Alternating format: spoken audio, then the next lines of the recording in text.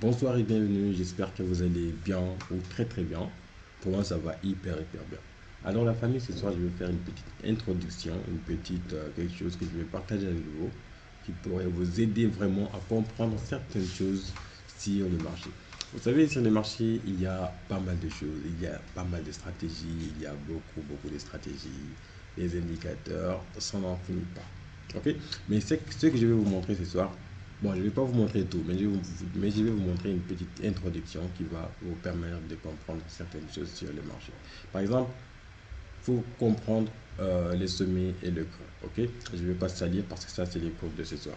Il faut comprendre le creux et les sommets, comme celle-ci. Par exemple, là, c'est les sommets, là, c'est le creux. Ok? Il faut comprendre que le sommet ou le creux, on les utilise uniquement pour la masse psychologie. La masse psychologie veut dire la manipulation ou encore la prise de liquidité sous différentes stratégies. Il y a certains qui utilisent ceci comme une zone de liquidité.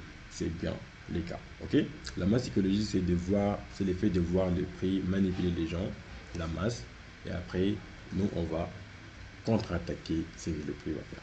Voilà. Maintenant, on va directement sauter aux notions des patterns. Les patterns, c'est quelque chose que j'ai beaucoup insisté sur cette chaîne, bien sûr. J'ai toujours dit que les patterns sont vraiment des choses extraordinaires qui peuvent vous aider à comprendre la nature du prix. Par exemple, si vous avez le prix qui vient prendre de la liquidité sur une sommet ou une creux, vous devrez vous demander comment est-ce que le prix a pris cette liquidité-là. Si le prix est venu de façon structurale, avec une structure de reverse, là vous allez tout simplement chercher à partir avec le prix. Au sens opposé, bien sûr. Si les prix viennent d'en bas, vous cherchez à aller en haut. Et si les prix viennent d'en haut, vous cherchez à aller en bas. Par exemple, là, c'est une autre histoire. C'est le creux. Donc, j'ai pris l'exemple du réversir, une structure de réversir le sommet. Le creux, c'est différent. Ok? Concentrez-vous. J'ai pris le souffle. Voilà. Là, c'est totalement différent. Par exemple, là, le prix est arrivé sur la zone de façon vraiment impulsive. Ok? Si elle revient sur la zone de façon impulsive, on va chercher à comprendre ce que le prix essaie de faire. On a la masse psychologie, puis on a une très belle impulsion et on a une structure de continuation, ce qui va nous permettre de partir avec le prix. Tout ça, c'est la théorie. Maintenant, je vais vous montrer quelques exemples sur les graphiques en temps réel. Comme ça va vous aider à comprendre certaines choses. On va prendre l'exemple sur HeroCAD ou HeroNZD, je ne sais pas. C'est pareil.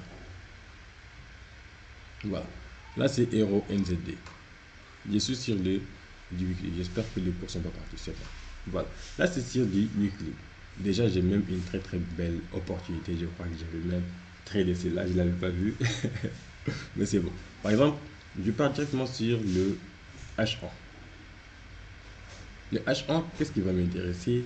C'est tout simplement cette zone-là. Par exemple, là, c'est une zone très importante qu'on peut appeler sommet ou creux. Si c'était l'inverse, c'est le creux.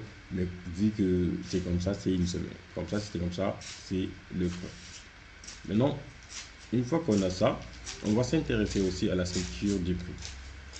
Quel genre de structure on a ici? On a par exemple une structure de continuation, impulsion, correction, et le prix nous prépare une structure de continuation.